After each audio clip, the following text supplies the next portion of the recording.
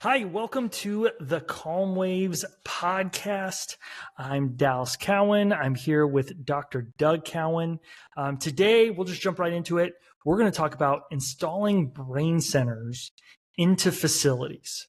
We're going to talk about what that looks like, a little bit about the technology we use, but really we're going to talk about the advantages of what a brain center using brain technologies brings to football programs, to nonprofit programs, whatever that looks like. If you're trying to help people, this is a great tool for you. So we're going to talk about that today. So go ahead, Dad, talk a little bit about brain centers and your experience with them, and just how that works. There'd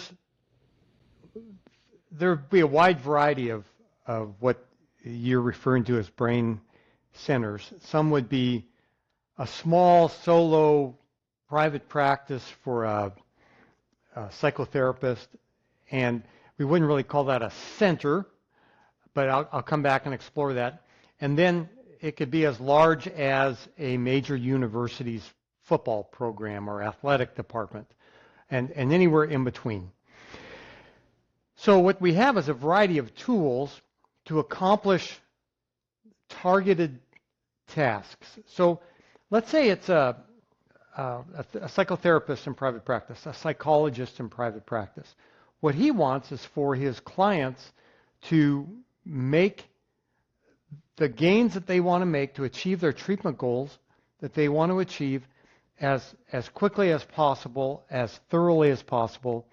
And so we have certain tools for that, whether it's a direct neural feedback system that we'll explore, what they are, but a direct neural feedback system or a cranial electrical stimulation device or whatever. There would be a personal device that he'd give to his client, to loan to his client.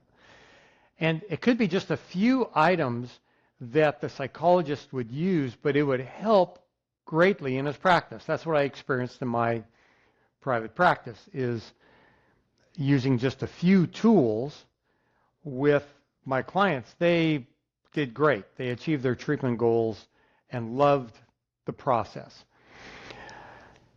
And then bigger scale, like we are putting together proposals right now for a couple of different large scale things. One is a major city in the Midwest is looking at just exactly what do we need to be able to provide state-of-the-art help to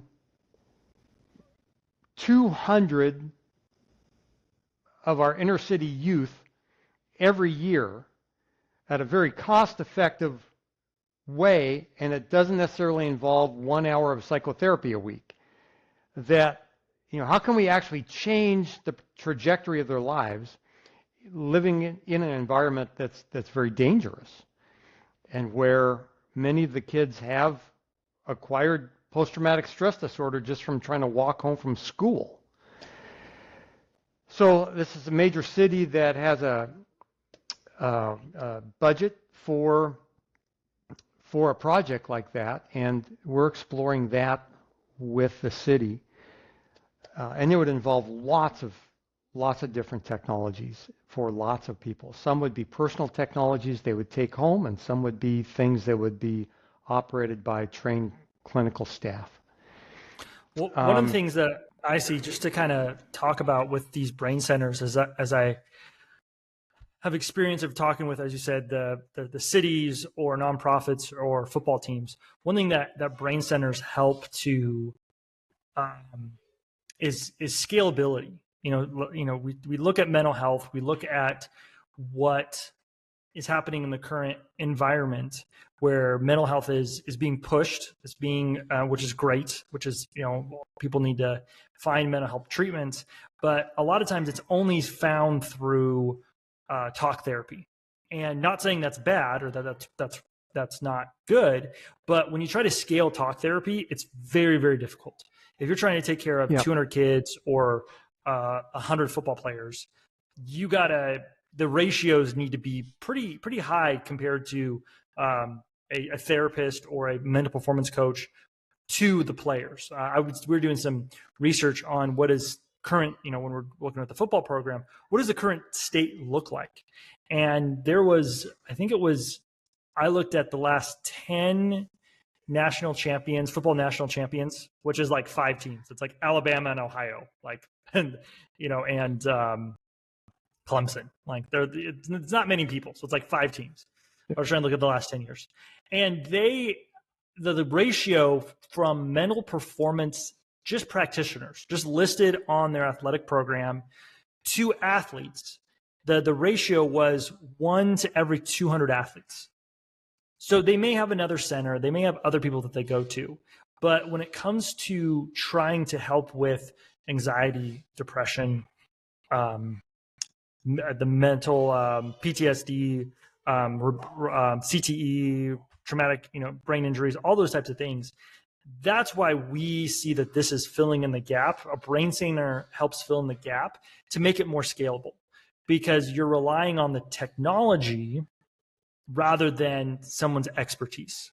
So I want you to let's go there, because you've done both. You've been on both sides. You've been talk therapy side of things as a marriage and family counselor, and you've done the brain therapy. So why is it that you see, or where do you see this kind of fit in? Well, I think these technologies are very powerful on their own, whether there's a therapist involved. For some of them, they're personal devices. And so there's no therapist required to operate them, to push the button that says on. That a player, a client, can simply take it home, and with 15 minutes of training can be off and running with it and start their practice with it. Some of these tools, you learn how to do things like learn how to create certain brain states and maintain them, even under different conditions of cognitive load. You learn how to maintain those brain states. Others, you learn how to get more oxygenated blood to flow into the front part of the brain. And as you learn to do that, the brain actually makes adjustments, creates more vasculature, and allows more oxygenated blood into the front part of the brain. Other devices are classic vagus nerve stimulators, and also help with release of serotonin or dopamine in the brain. They can work very well in the limbic system, so they're FDA approved for the treatment of depression or anxiety or insomnia, and have great applications for post-traumatic stress disorder.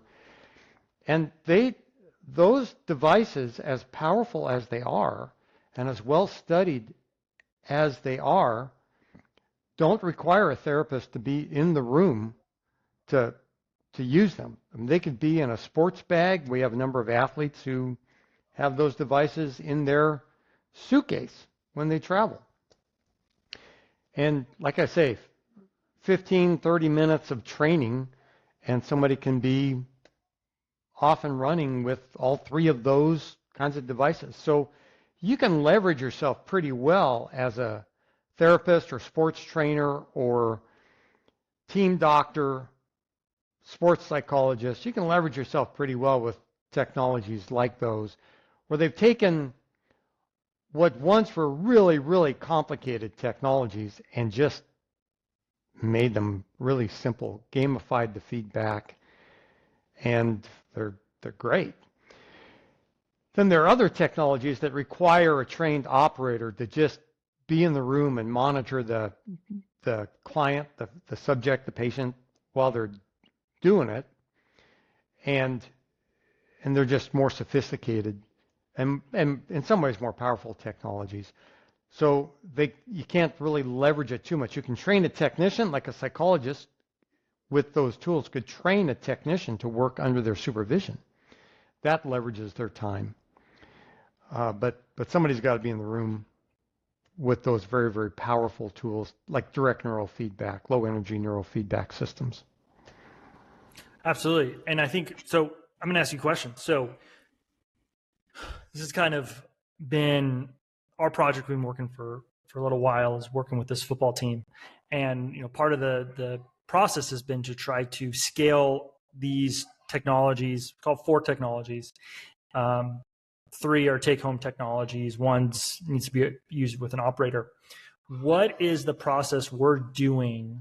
How are we presenting how to scale into them? I know the plan, but I want to hear from you. Like, what is, you're trying to work with 100 football players, adding a system in there. How are we doing it? How are we approaching this and teaching them of what the install would look like? Yeah, I think when it's running at full speed, a program like that, I mean, you phase into it. You don't start with 100 players on day one.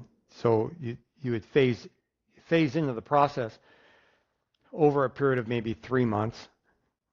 But it starts with a facility that would have the direct neural feedback in it and trained staff, maybe from the trainers department or the sports performance department at a university, maybe some graduate students in neurology or psychology or sports psychology. A lot of people who could easily be trained to operate and supervise the treatment.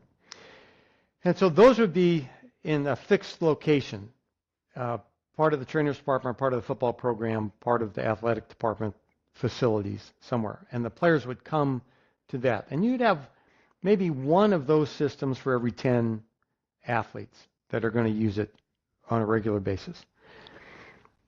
And then the CES units, you would just have one for each athlete. They would take them home. And they would log in. There it is. They'd log in. They'd use it maybe, certainly in the evening to help them go to sleep, but then maybe during the day when there's something that's more stressful that's happening, like they're studying for a test. And they want to be focused and peaceful as they go in to take the test. So if all they had in life was just the sport, they would be wearing it when they're rolling out before they get suited up, and they'd wear it after the game to go to sleep. Personal device. 15 minutes of training. 15 seconds of training. That's probably faster, more accurate. The Mindy would be another one of those devices that they would take home. The blood flow trainer. Feedback is on devices such as a portable phone or an iPad, personal phone. And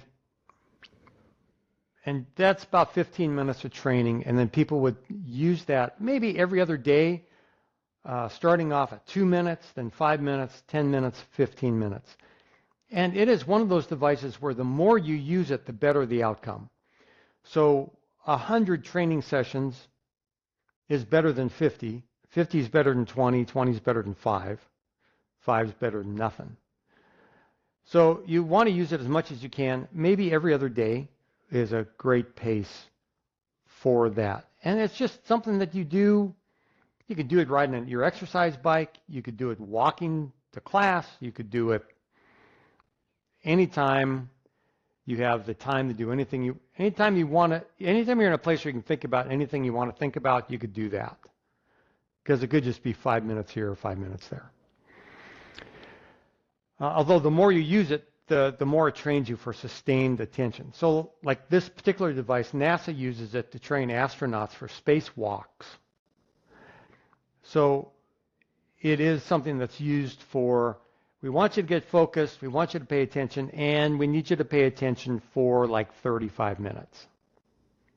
This is not the environment for you to like, oh look, a star. You better stay focused in what you're doing.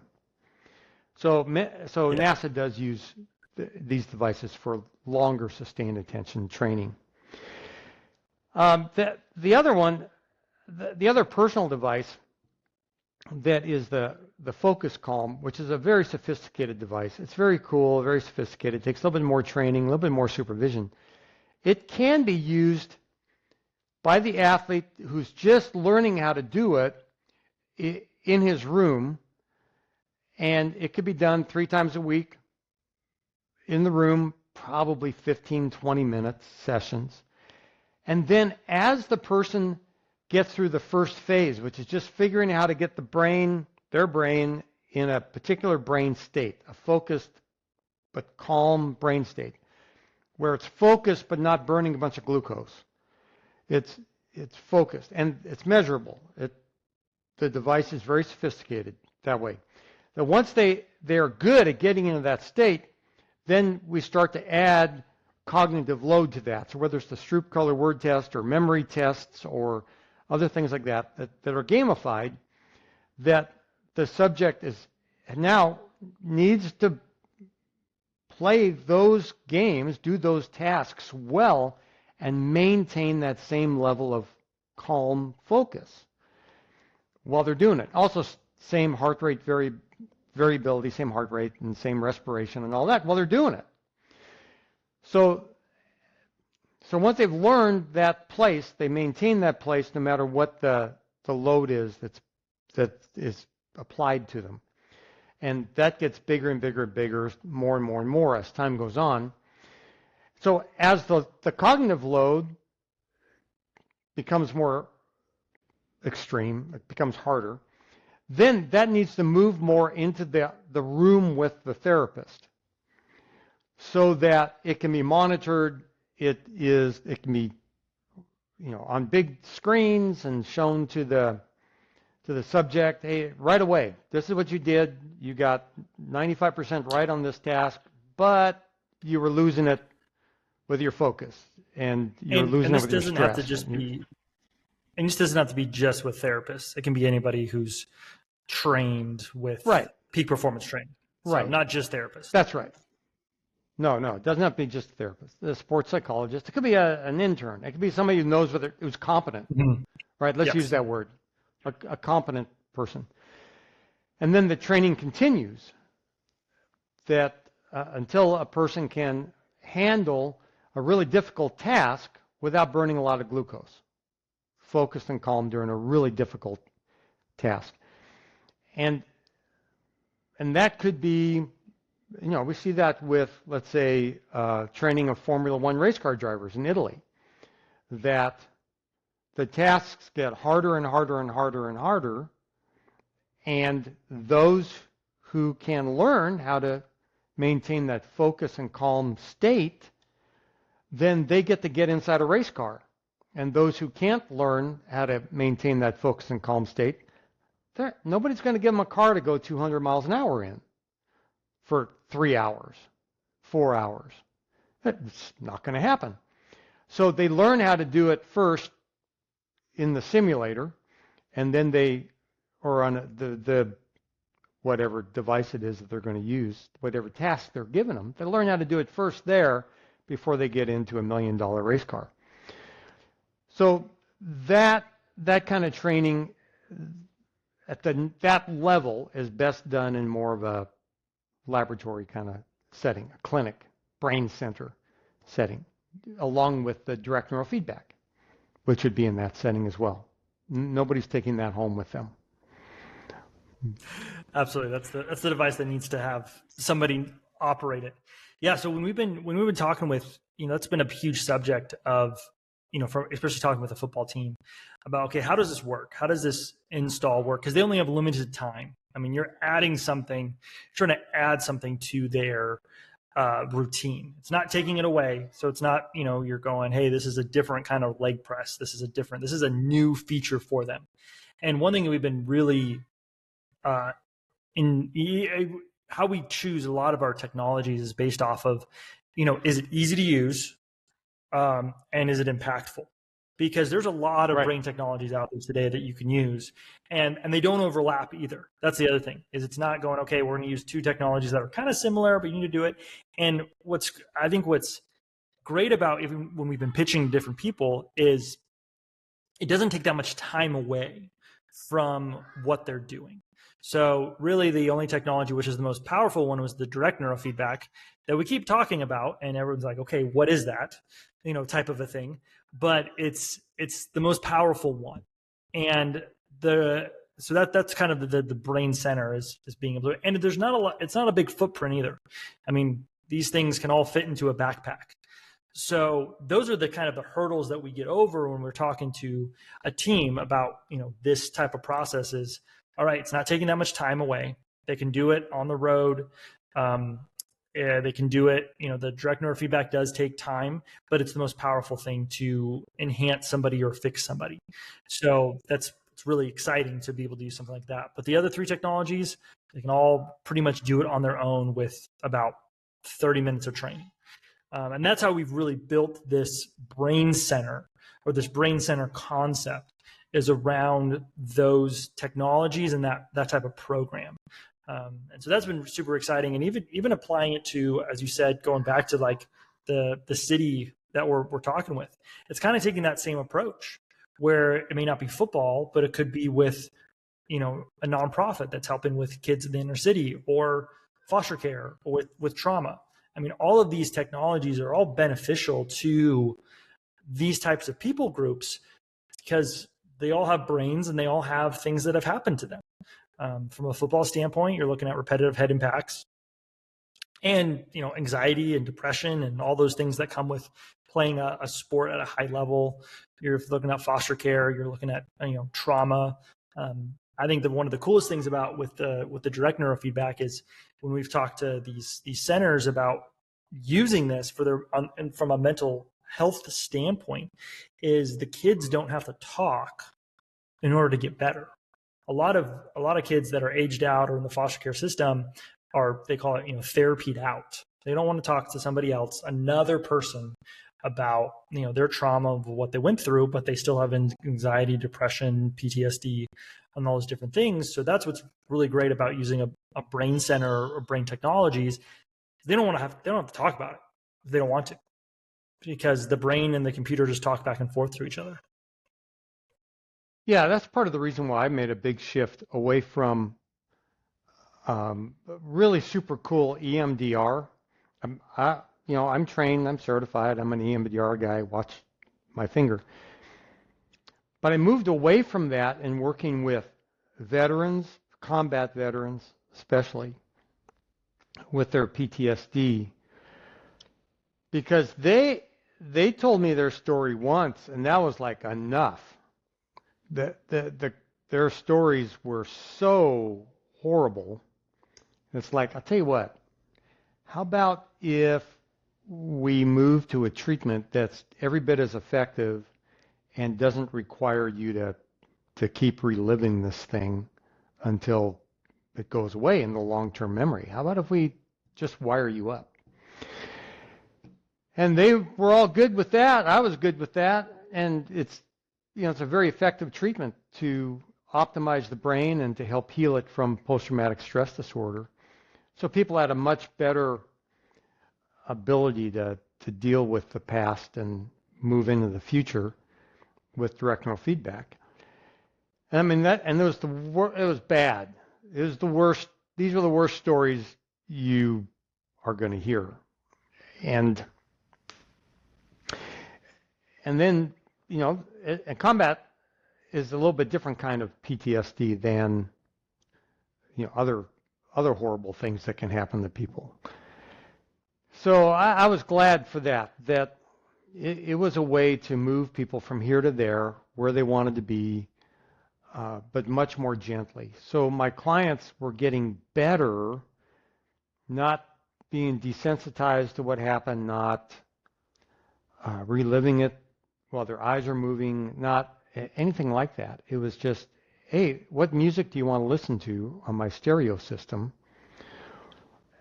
And you can close your eyes or leave your eyes open and watch the deer out my window walking by, and I'm going to improve the way your brain's working. So it became a brain spa that was also very healing to their brains. It's very effective. It's very cool. So I liked it for that. So then that's something that a person in private practice would really want to consider, is this technology, the direct neurofeedback. It works. It's very effective for anxiety, all anxiety disorders, even social anxiety disorder, panic attacks. Very effective for that. It's effective with depression. Very, very helpful with ADHD. And those are all kind of bread and butter things for a person in clinical practice. It's very helpful for all of those. Anxiety is remarkably good. But we're also finding it to be beneficial with things that I wouldn't expect it to be helpful with stroke, symptoms of strokes, especially cognitive symptoms of stroke, Parkinson's or other kinds of tremors. It's like, who would have guessed that? But yeah, it does. It's very helpful with things like that, at reducing the symptoms. So we're all trying to figure out, okay, how can something be so helpful with so many different things? And in the end, it's all we can say is it's just optimizing and bringing healing to the brain. So it is effective with traumatic brain injury, concussion, repetitive head impacts. I mean, I'm saying it because there's research behind it, as well as people telling their stories. Mm-hmm. Absolutely. It's really interesting that way. I love one of my favorite stories that you tell is about one of your clients who had anxiety, and debilitating anxiety, I think how you explained it. And she sat down in the chair, you direct neurofeedback, you get wired up, you put some gel on, there's a computer screen, and hit a button, and she went, oh, it's gone. And then you asked, what was gone? He said, well, the anxiety's gone. He goes, how does that make you feel? Classic therapist question. And you said, and she said, she goes, well, I've never lived without this, so I don't know how I feel about it. And I remember you telling me that story, and that was the story that got me going. All right, what is this? What is this technology? What is this thing where someone can just wire it up, not talk about it, and then get miraculously healed? And the process is as we've, the great thing about direct neurofeedback, I know we keep talking about direct neurofeedback, even though we're talking about, brain centers, but it is kind of the most exciting of these technologies is, you feel it in the first time, you feel it in the second time, you'll know it's going to work, down the road. And we'll do a whole podcast on just direct neurofeedback. But the reason why, from an install standpoint and from a operation standpoint, what we love about the direct neurofeedback is you can have just an operator doing it, and they don't have to talk to the client. They don't have to be there. It doesn't have to be this. There's an art to it. We call it art and science. There's an art of them talking to the client, asking them questions about how they're feeling in that moment, but it's not directed at their past. It's not trying to fix them, of trying to, all right, let me get deeper into it. And then the science part about it is the computer and your brain talking back and forth to each other. And that doesn't change. That's just solid. So the real training, the art part of it is very, very small when it comes to just understanding how to operate the machine, how to wire somebody up, and then ask questions. So that's what I love. We're looking for yeah, I mean, it's really great. We're looking for a shift in the way the brain and the central nervous system are operating, so that the parasympathetic nervous system kicks in at levels it hasn't been playing in a long time. We turn up the volume in the parasympathetic nervous system, turn down the volume in the fight or flight system. And then we see changes. There are physical changes that take place in that, whether it's relaxation or visual acuity or more focused thinking, clarity of thought. People will tell me they feel lighter. I'm like, I don't know what you mean. I don't know. I just feel lighter. Okay. Yeah, it's amazing. That one client you're talking about, yeah, she'd had anxiety, she said, every day since she was 4 years old. And her husband was in the military, stationed at the base near where we used to live. And was one of those guys who would pack a duffel bag and say, I love you, I'll be back, kiss his kids goodbye, and be gone for 3 months. Couldn't say where he'd been, couldn't say where he was going, he was just gone. So there's a lot of stress involved in that for this mom with 2 young kids.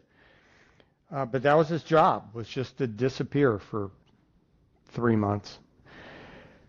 So, yeah, she had had anxiety. It was since her mom had been diagnosed with cancer when she was 4. I think that's what the trigger was. And so I saw her, she was 30-something years old, and anxiety was it was like her closest friend. She had it every single day.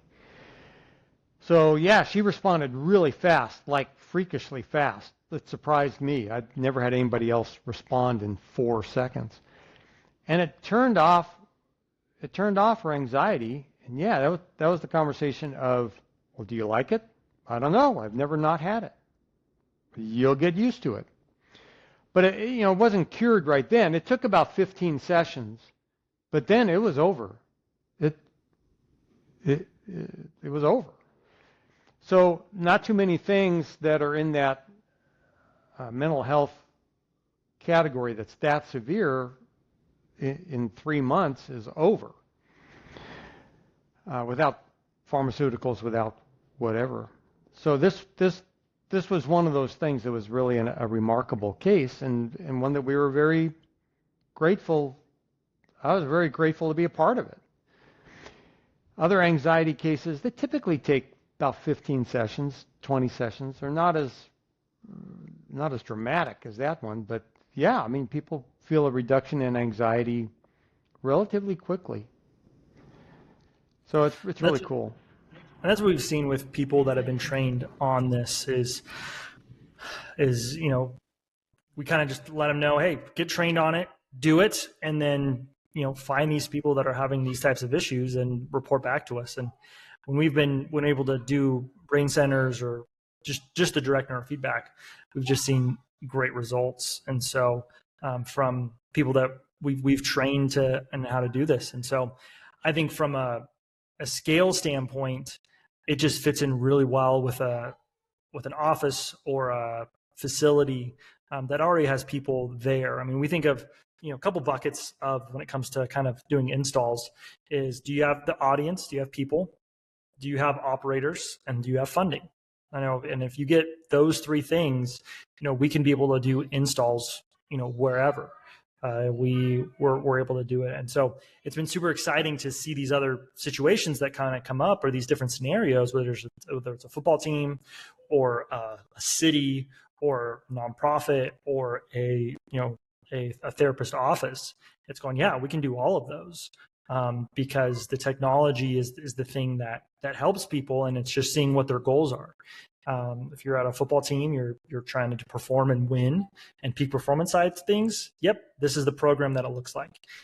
So it's more about building the program that fits around the clientele than really changing out the technology, because the technology is, everyone's got a brain. So whether you're, trying to be, you're the CEO of a multi-million-dollar corporation and you have anxiety, we can help fix that.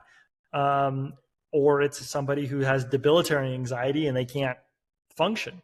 We can help fix that too. So it's just really going, okay, what are the goals? How do we package it together? And then how many people are you serving? So that's really the equation on our side of trying to do these installs. Yeah, I think right now, I mean, just so the listener has a general idea of, from the practitioner's side, who can benefit from this, we have a number of people in private practice who are using it in their private practice. It's part of their, just like I did, it's people want to schedule appointments to come in and be a part of the technology, get wired up, use the technology. And easy 8 out of 10, 9 out of 10 people who would come for treatment say, I know this is going to help. and they make the second appointment, the third appointment, the 15th appointment. They just know, they come. Besides private practice, we have some counseling centers where we have one across town here that's got 15 different therapists. They just have one unit right now. They have 4 people who are trained to operate the technology. So, and one is a mental health technician or something. So that all he does is neurofeedback. So they have one person dedicated to neurofeedback, 3 therapists who are trained and competent to run it, and then everybody else refers people to them. So last I heard, they just started. They've got 25 people that they've worked with, and they're 25 for 25 in customer satisfaction, including a child with autism, people with tremors, and a couple of people post-stroke. But your typical anxiety, depression, ADHD, they're working with. So that's going on right now. There's a school in the Pacific Northwest. It's like a residential treatment facility for teenagers. I'll try to be as vague as I can. There are 50 teenage residents at this facility, and they use it. Their clients come in, and it's part of the treatment program for their teenagers.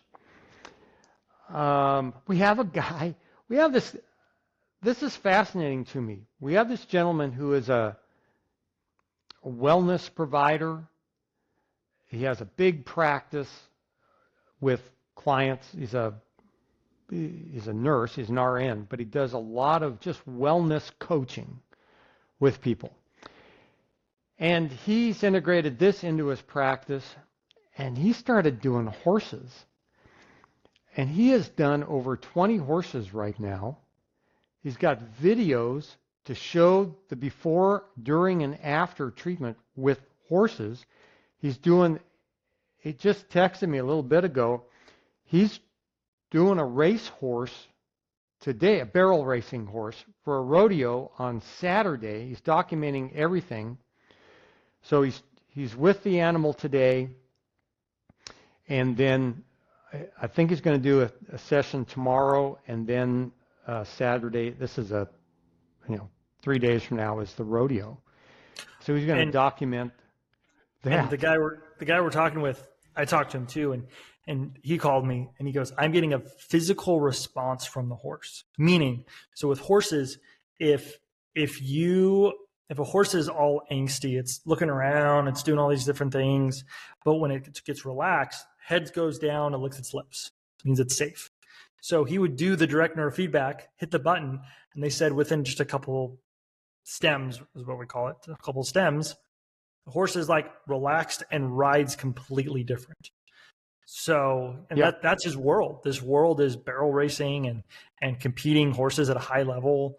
And so he was like, this is phenomenal for this industry.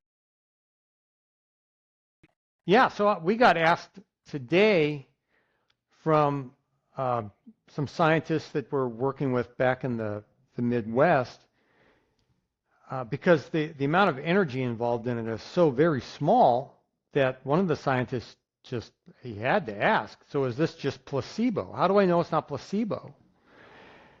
And so we're going to get some brain imaging for him, real-time brain imaging, to show him that it's not placebo, but there's still nothing better than, here are these amped up racehorses, hit a button, 30 seconds later, they're not amped up, they're focused, they're dialed in. There's no placebo with a horse. Yeah. So that's important, I think.